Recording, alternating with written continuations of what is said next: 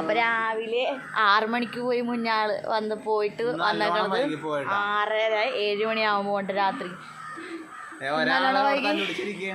ഇന്ന് കുഞ്ഞാപ്പിന്ന് ശരിക്കും പേടിച്ചു പോയി.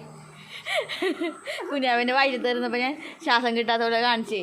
ആ കുഞ്ഞാപ്പി കരണ്ടി ബഹളം വെച്ച് അച്ഛനെ വിളിച്ച് ഫോൺ നമ്പർ കുത്തുവിളിക്കാതെ അച്ഛനെ വിളിച്ച് അമ്മനെ രക്ഷിക്കച്ചേ അമ്മ ചത്തുപോയി.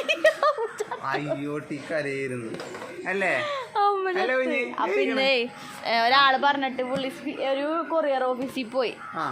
അപ്പൊ എനിക്ക് 2 ബാഗ് ഫ്രീ ആയിട്ട് കിട്ടി. അല്ലെങ്കിൽ ബാഗ് ഓർഡർ ചെയ്ത് പൈസ കൊടുത്തോളാം. എന്തായാലും ബാഗ് വേണം നമുക്ക്. ബാഗും ഉണ്ട് ടീഷർട്ടും ഉണ്ട്. ഇത് പാകമില്ലെങ്കിൽ എൻ്റെ അനിയന് പോവും ടീഷർട്ട്. അവനിപ്പോ സ്വിഗ്ഗിയുടെ യൂണിഫോം ഇട്ട് കിടക്കണത്. നീ സ്വിഗ്ഗി പോണ്ടെന്നാണ് അവനോട് ചോദിക്കണ കേട്ടാ. 2 ബാഗ് കിട്ടിട്ട് ഞാൻ 2 ബാഗ് മേടിച്ചെടുത്തു. 2 ബാഗ് ഉണ്ട്. ആരാണ് അമ്മനെ കൊല്ലാൻ നോക്കിയത്? അച്ഛേ.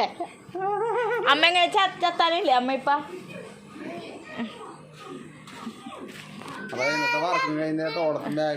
ഞാൻ അഴിക്കാൻ 2 ദിവസമായിട്ട് എന്താന്ന് അറിയുമ്പോൾ തന്നെ അയച്ചുകൊണ്ട് പോയി.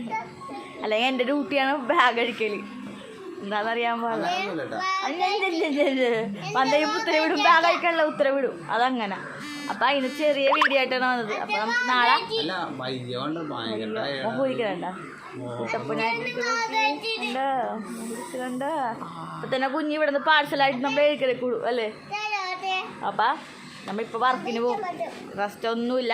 രാത്രി 10:30 വരെ പിന്നെയും ഓടും. ഇത് കുഞ്ഞന്റെ കൈമാറിയിട്ടാ കുഞ്ഞൻ പിടിച്ചോളാന്നാ പറഞ്ഞത്. ഇത്രയുള്ള വീഡിയോ. അപ്പ ബൈ ബൈ കൊടുക്ക്. ബൈ.